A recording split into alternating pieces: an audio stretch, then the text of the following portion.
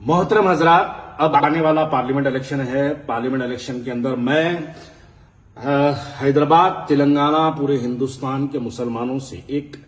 Appeal करने आया हूं कि आइए हैदराबाद से अपना नॉमिनेशन डालिए।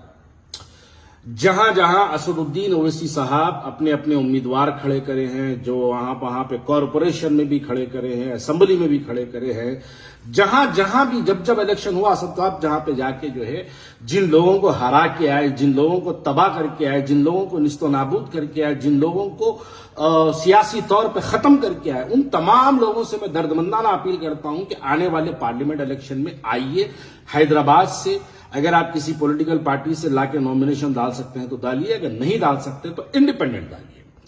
उसके हमको 2-3 बड़े फायदे हमको समझ में आते हैं, जिसके फायदों के नतायज हमको दिख के आएंगे। सबसे पहला फायदा यह होगा कि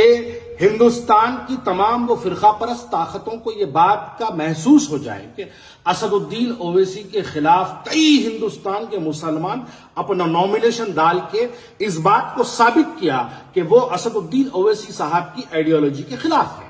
देखिए, उनके खिलाफ इलेक्शन लड़ना, इसका मतलब यह निकलता है कि वी आर नॉट सेटिस्फाई, यानी हम उनकी आइडियोलॉजी से सेटिस्फाई नहीं है। आइए, जो लोग असद साहब की आइडियोलॉजी से सेटिस्फाई नहीं है, हिंदुस्तान के किसी भी कोने में अगर आप रहते हैं, आप आइए हैदराबाद से नॉमिनेशन डालिए और वो फिरका परस्त चेहरों को, उस नेशनल मीडिया को, उन तमाम लोगों को, अब जस्ट इमेजिन करिए हैदराबाद से असदुद्दीन ओवैसी साहब के खिलाफ अगर एक 500 नॉमिनेशन पूरे इंडिया के मुसलमान अगर डाल दिए तो ये नेशनल मीडिया के लिए एक स्क्रोलिंग होगी, नेशनल मीडिया के लिए एक मैसेज होगा कि हिंदुस्तान की इतनी बड़ी तादाद के मुसलमान इनके खिलाफ है और इनको इनके खिलाफ इलेक्शन लड़ने की तैयारी करिए। दैट विल बी हेडलाइंस, ये हेडलाइंस रहेगी नेशनल मीडिया के लिए। और साथ ही साथ ये पैगाम भी जाएगा कि असद साहब की जो गलत आइडियोलॉजी है,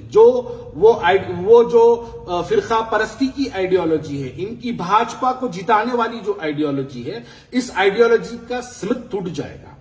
और भाजपा को भी यह बात समझ में आएगी कि कई मुसलमान असदुद्दीन ओवैसी साहब के खिलाफ है। और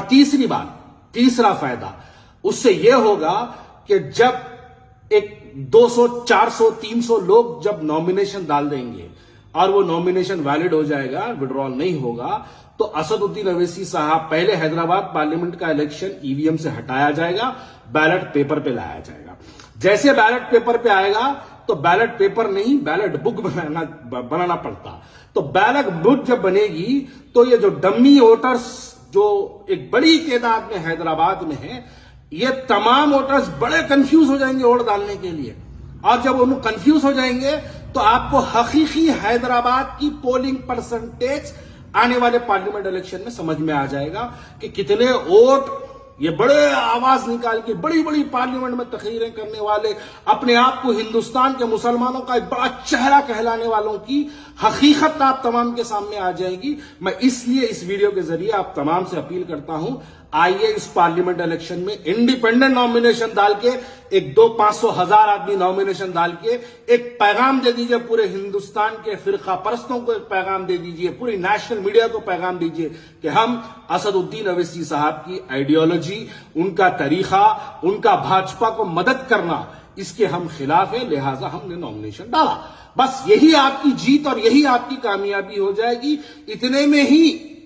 असदुद्दीन ओवैसी साहब हकीकी तौर पर जमीनी सतह पे आ जाएंगे, उनको समझ में आ जाएगा कि मुसलमान कितना उनसे नाराज है। अगर आपको अपनी नाराजगी साबित करना है तो जमहूरियत का इस्तेमाल करिए, इलेक्टोरल डेमोक्रेसी का इस्तेमाल करिए, और इलेक्टोरल डेमोक्रेसी के तहत हम अपनी लड़ाई को उनके सामने रखेंगे तो समझ में आ जाएगा कि किस तरीके से इलेक्शन होना चाहिए, कितने लोग इनके खिलाफ है, कितने लोग इनके साथ है, और इसके जो नतायज आएंगे वो नतायज देख के इंशाल्लाह पूरा हिंदुस्तान हैरत करेगा कि असदुद्दीन ओवैसी साहब के सिर्फ इतने वोट ये लोग जब देखेंगे ना तो लोग बड़ी एक हैरत की नजर से, ताज्जुब की नजर से देखेंगे और उसके नतायज भी बड़े फिक्रमंद नतायज आएंगे। जज़ाकल्लाह।